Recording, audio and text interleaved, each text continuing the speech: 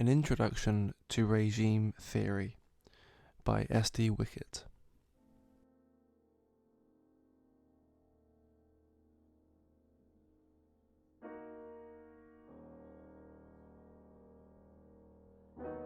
What does it mean to live under a regime?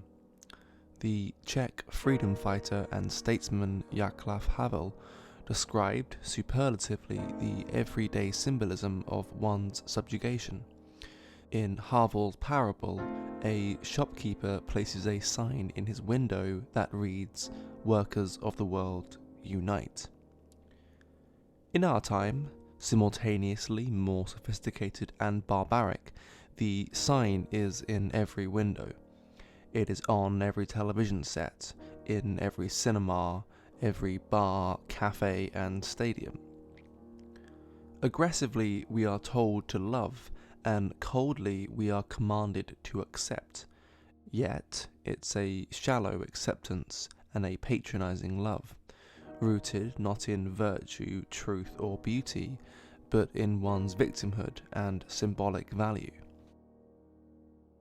The protagonist in Havel's writings did not believe in the uniting of the world's workers, yet this message adorned his window day in, day out. Why?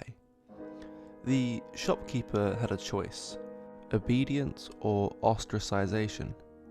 You or I, or anyone else in the street, may not believe in the dissolution of family life or the nation, the ritualistic tutting at church and faith, the feminization of men and the masculating of women, the defenestration of normalcy in favor of mandatory hypochondria.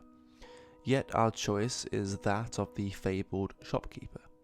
This is the nature of life under a regime. Our regime is not one of firing lines, death camps, or sweeping agrarian reform. Instead, it is one of interdependence, layering, and duplicity. It is a regime which seeks to destroy without building, to replace beauty with depravity and endless appetite, to weaponize children against their parents and the sexes against one another, to denigrate the past while refusing to study it in good faith. It is a regime of low culture and low standards, leaving behind a trail of decimated heretics, torn limb from limb by contrived and seditious scandal. It is a cultural regime. It was Baron de Montesquieu who said that there is no crueler tyranny than one which is perpetuated under the shield of law and in the name of justice. One doesn't have to look much further than our own time and the current administration of our decaying civilization to see the manifestation of this sober warning. We live in a time of synthetic toleration and fraudulent liberty, where, despite the belief that freedom and justice is baked into our societal DNA, we have become a parody of the Western model. The internet and social media have broken down every wall between us as humans, yet we are more alone than ever.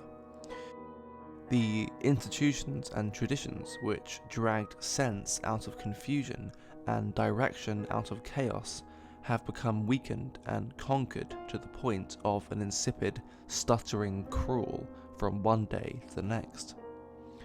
An impostor of the truth reigns supreme, crushing all who dare to tell the emperor that he is not wearing any clothes. Yet there is no emperor. No singular name, face, or body that one can point at and say, there, him. By design, we live under a tyranny without a tyrant. We fought a war, but were too late to take up arms. As I have said before, the culture war is over, and now we live under a cultural regime. Regime theory, that being the study of the current ruling class in the West, is a field of study that I believe all individuals of a dissident mindset should engage in. Rather than laughing at the wokies or berating a COVID marshal in the street, engage intellectually and come to understand your tyrannizers. To better understand what we face, one must break down the constituent parts of the regime, how each part interacts with its superior and its subordinate. One must know where the regime came from, what it wants, and how it intends to get it. To this end, there are 10 general rules to regime theory. Number 1. The regime is an all-encompassing force, made up of technocrats, managers, cultural elites, corporations, intellectuals, and professional activists who masquerade in different professions. Ascended in the zeitgeist of the 1960s, it has gained momentum consistently since then, undermining and subverting traditional institutions while its adherents rise to higher and higher positions of power and authority. Number 2. In the early 21st century, the regime has metastasized and infected every facet of public life. Advertising, entertainment, the public and private sectors, mass communication and education. As such, everything you interact with is propaganda, by whole or in part, consciously or unconsciously.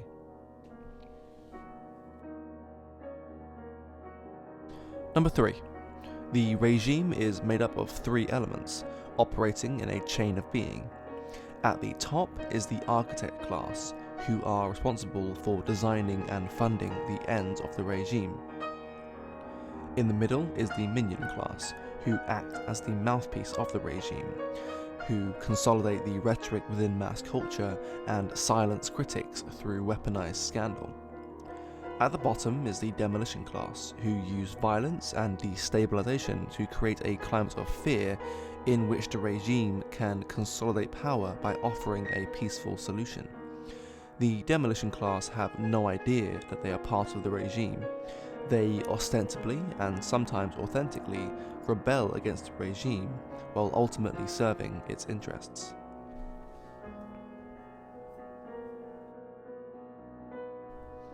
Number 4. While the precise ideology of the regime is difficult to pin down, it can be generally explained in a single word: progress. Progress in absolute is destructive by definition. The regime seeks explicitly to destroy the old regime, consisting of monarchies, churches, nation-states, and family-oriented patriarchal societies. Number 5. One does not succeed within the culture without the consent and support of the regime, as it can destroy anyone at any time with or without a justified reason. Dissidents should distrust anyone ostensibly conservative who succeeds within the culture and is not routinely slandered by it. Number 6. The regime is not necessarily behind global catastrophes, but it profits from them shamelessly, both financially and in terms of raw coercive power. The regime has improved its position significantly during the COVID-19 pandemic. Number 7. The regime places no value on objective truth and contradicts itself on a daily basis. It is inherently and openly hypocritical. But this is not a weakness, as the minion class is pathologically loyal. What it is the socially and politically advantaged class displaying its dominance. Number 8.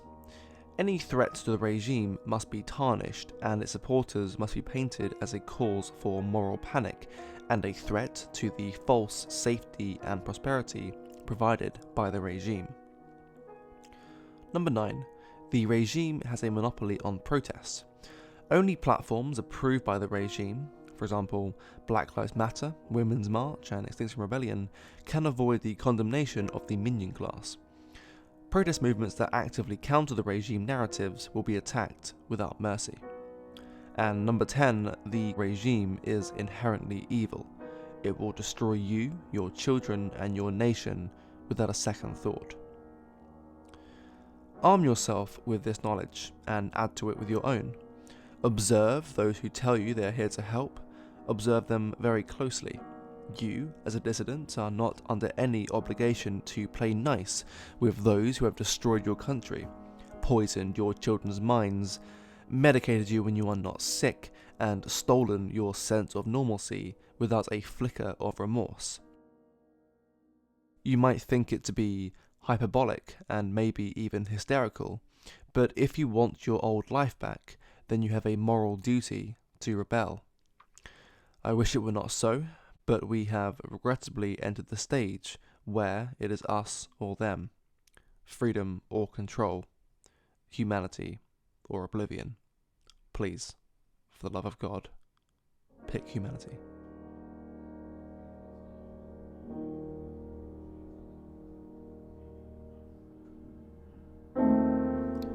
Thank you for listening to this Bournbrook essay. You can read our print issues and online articles at bournbrookmag.com, and you can support Bournbrook at bournbrookmag.com/subscribe.